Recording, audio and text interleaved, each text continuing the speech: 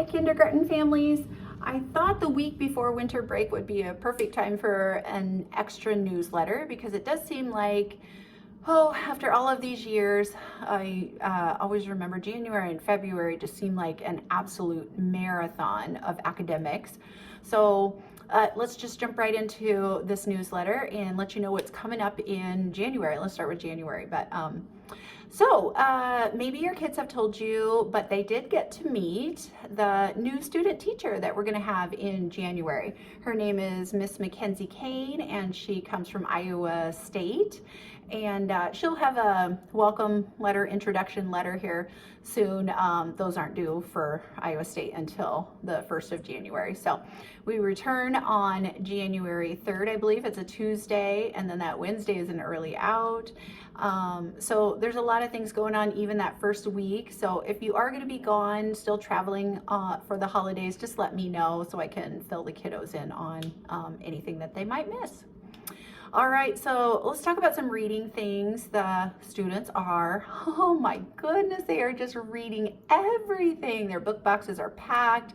We're gonna do some cleanup on our book boxes and just kind of make sure that those Just Right books are perfect for their head. I noticed a couple of them still had some of the, we've moved them on, but they had some of the younger books from when they first started kindergarten or back in October or November. So I like to make sure that there's plenty for them to read, but yeah. So if your student is doing really well, and there's many other aspects to their guided reading levels and the small groups that I'm doing with them, but in general, if your student is doing really well with CVC or stretching out words, ag, and they can get all of those sounds in there and they can blend those together when they're reading, see if they can do it in opposite with writing. Can they write that word back? Can they hear all of those sounds? If they are, and they've been doing really great with that, because most of our class is living with that ending sound. I can see that some of the beginning are popping in there. Sometimes they'll get the beginning and the ending, but most of the time kindergarten struggle with that middle sound too. So, or how we used to go. Like put the sounds over here. We've kind of gone into this, and sometimes when they're writing they can just touch those sounds with their pencil or something. So see if they can do that. If they are, then it's time to move on to some new territory, and this will be coming up on the FAST test in January also happens. So same as we did in September. They will have a few testing questions on VC, so that those blends. So if you have like the word stop, stop, and hear the two blends up here, or a word like jump, so they typically miss that sound. If they're doing really well with CVC, then they might not hear that third or second sound. So that's something that you can do when you're riding in the car, things like that, when you just have an extra minute or two, and see if they can hear those, and then flip it around, see if they can write. My holiday gift to all the kiddos is a little hat stuffed with writing notebooks and things that they can do over the holiday break, like if they could keep a reading log and things like that. So if you find yourself with a couple extra minutes, that would be very, very helpful, because I think when we come back, it's the second or third week of January that we have the literacy and the FAST math too.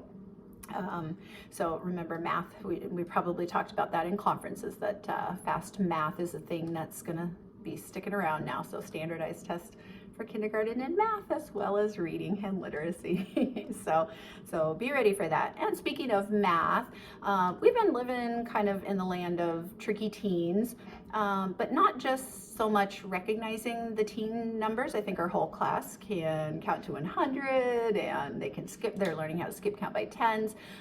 January, we really dive into skip counting by fives, and then the others get curious about if they can do all three of those, then they can skip count by twos and by threes, and that kind of sets them up for multiplication in years to come. Not for a while, but for in years to come. I think first grade they really, I think my There we go. I think my battery is going dead here. But first grade, they really hit the skip counting by twos as well as the fives and the tens. So our class is doing really well with that. But living in the land of those teens, do they see a group of 10 and some extra ones?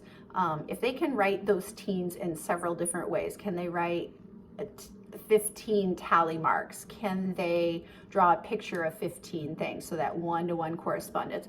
But also just being able to make sure that no numbers are transposed. So when they write 19, it's not a 9 and a 1. But this really sets them up for place value, because that's coming down the pipeline. And it seems, I think place value is probably the hardest kindergarten standard that we have for them to understand.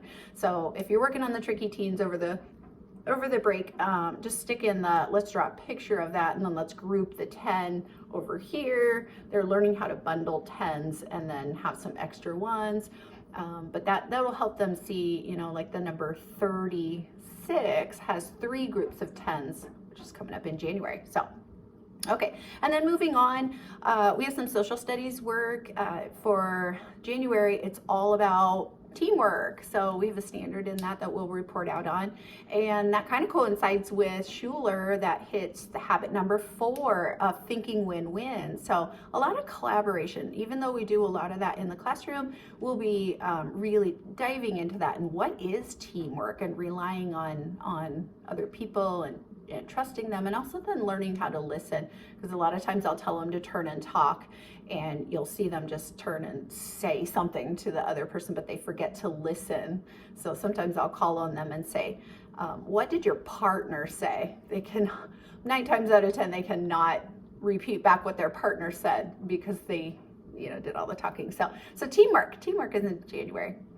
Let's see, and then oh yes, kind of a big thing, snack. I feel like this class is just hungry all the time. I don't know if it's just that our days, the years go rolling by, and it just seems like more and more gets added to things that kindergartners need to know before they leave, and so I'm always like really pushing the academics with them, but they are starving.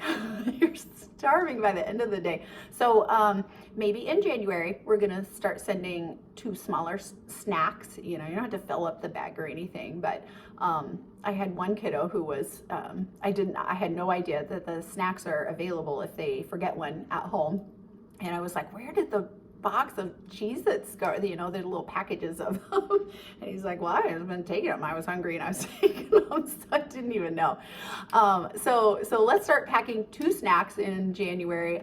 Typically I'd start that at spring break time, but I think they're ready. They're ready for it. So we always have a morning snack, and then we'll start that afternoon snack probably around like 2:30 or so, when math partner work kind of starts. So, well, that's what I have for now. Their holiday gifts, like I said, are coming home, but don't think of that as homework. It's just fun things that they can do. When if you hear your child say, I'm bored, you tell them Mrs. Rose sent you a whole bunch of stuff, so you could go look at some of that. So, and if anybody needs books over the break as well, it's just a short 2 weeks, and we will see you guys all very soon. And don't forget, we had an email today that said that the holiday party has now been moved to Wednesday.